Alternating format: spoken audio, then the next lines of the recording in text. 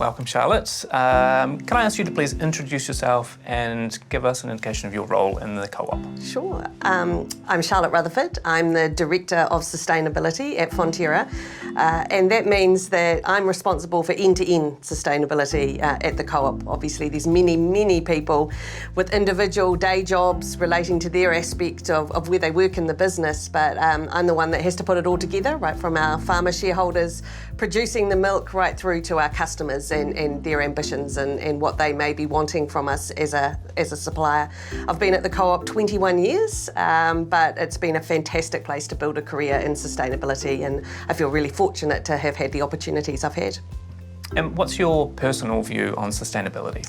Sustainability for me is about intergenerational resilience. It's about finding the balance between all aspects of sustainability and making sure that we can be here and thrive as people and communities from generation to generation.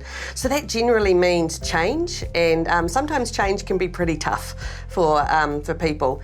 Why is it important that Fonterra has a climate roadmap? It's important we have a climate roadmap to be able to show our customers where we are at in terms of our climate journey and what our ambitions are in terms of our climate journey. We've been doing a lot of work in this climate space for many years, but our climate roadmap is a way for us to document in a credible and really compelling way and show our customers how we can be part of their journey and their ambitions that they have in the climate space. So that's pretty exciting because we do believe we hold a position that will be really useful to our customers as a supplier, not only currently in terms of where we sit with our climate footprint, but this roadmap shows our commitment into the future, 2030 targets, 2050 ambition, that really shows customers how we can partner with them to achieve their ambitions and what they've set and being asked from in the climate space. So when setting climate actions and targets, can you tell us the role that science plays? Science is critical when we're setting actions and targets for a couple of reasons, really. Number one is transparency. It enables our customers and other stakeholders to see exactly what we're doing and why. And also it allows it to be credible. And one way that we're making sure that our targets are credible is that we're aligning to SBTI, so Science-Based Target Initiative. That is global best practice. So that should give a lot of comfort to customers in terms of what we're doing and what we're saying is aligned to best practice. We're also seeking accreditation, so we're in the process of seeking accreditation for that target.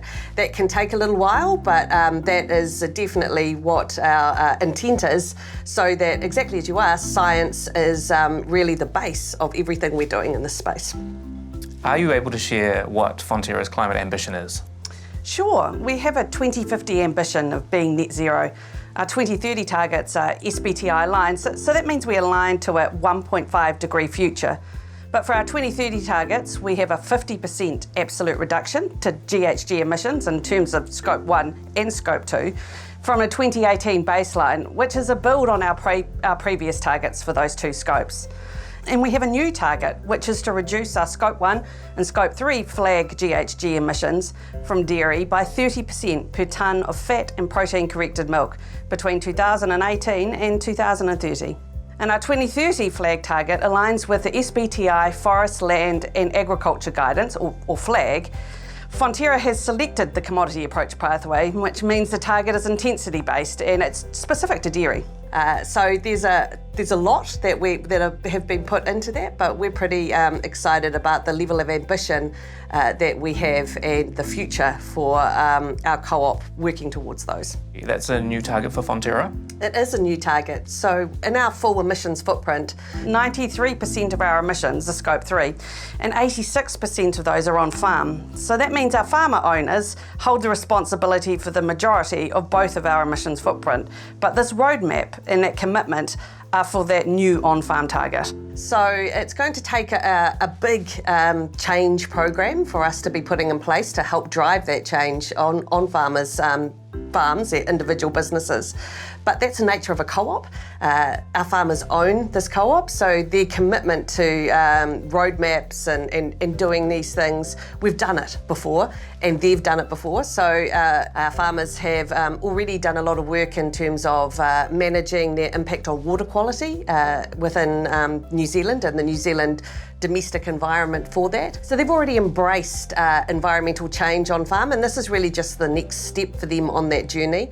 And a lot of it will be about driving efficiency within their farm businesses, and all farmers are looking for that and usually are pretty good at it already. It's about being an efficient business. So the on-farm target is just an evolution of that. So what advantages does Fonterra have on this journey? New Zealand dairy farmers are amongst the lowest emission producers of dairy in the world. So that puts us at the start of the race, and all we have to do is keep improving, keep driving that those targets we want for 2030 and our ambition out to 2050.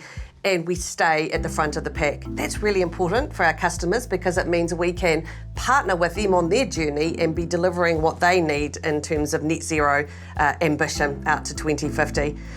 And some of the ways that we do that is because of how we farm in New Zealand. So we're pasture-based. Our cows are outside, they're grass-fed, and that means a really low input type of system. We rely on sunshine, we rely on rain to grow grass, and that's what our cows are eating almost all of the time. So talk to us about Fonterra's wider sustainability responsibilities. Sure. So part of our strategy is to lead in sustainability. It's actually one of the three key components of our strategy. So in order to define that, we had to prioritise what areas of sustainability we would look at first of all. They are climate, obviously, the climate roadmap coming out now, animal well-being, water and sustainable value. So these are all components of sustainability that are very important to us as a co-op, but link right back to our shareholders on their farms as well. What are we doing on farm in terms of protecting water quality, which is really important to New Zealand, the New Zealand public, and globally to many of our stakeholders.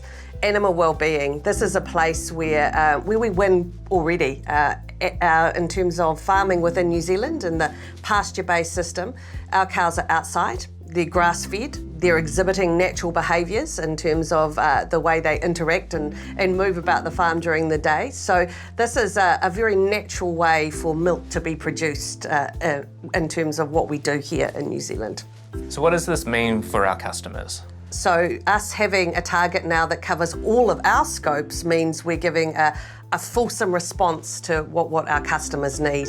So I think we become this credible partner in terms of the reductions that we will deliver into the future. In 2030, the achievement of our New Zealand target is going to be a reduction to 0.78 tonnes of carbon dioxide equivalents per tonne of fat and protein corrected milk.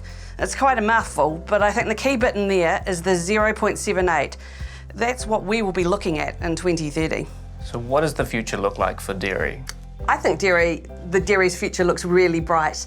Part of that for Fonterra is the regenerative mindset that we're applying to dairy into the future. Having that kind of mindset means you're looking for change, you're looking for opportunities that will allow that change in terms of sustainability and that resilient intergenerational outcomes to really shine through. That's going to be pretty easy for us in terms of our pasture-based system and our farmers' commitment to change. We've got the right people to support our farmers, so we have a large team of specialists that work one-on-one, and we also have a really unique offering for our customers is that we have individual farm data. So we have bespoke data for individual farm that will measure their emissions and we can use to measure change over time. That's pretty unusual, and certainly unusual for a co-op of our size, meaning that we've got thousands of sets of data that can speak to not only what's happening individually on farm, but more importantly, it can speak to that overall target and ambition of where we're going. So what does the future mean for customers?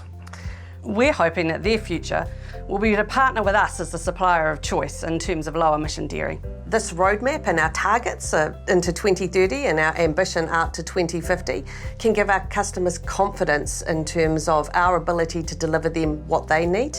And coupled with our regenerative mindset in terms of how we approach sustainability in general, means a pretty bright future for us, our farmers and customers that we work with into the future.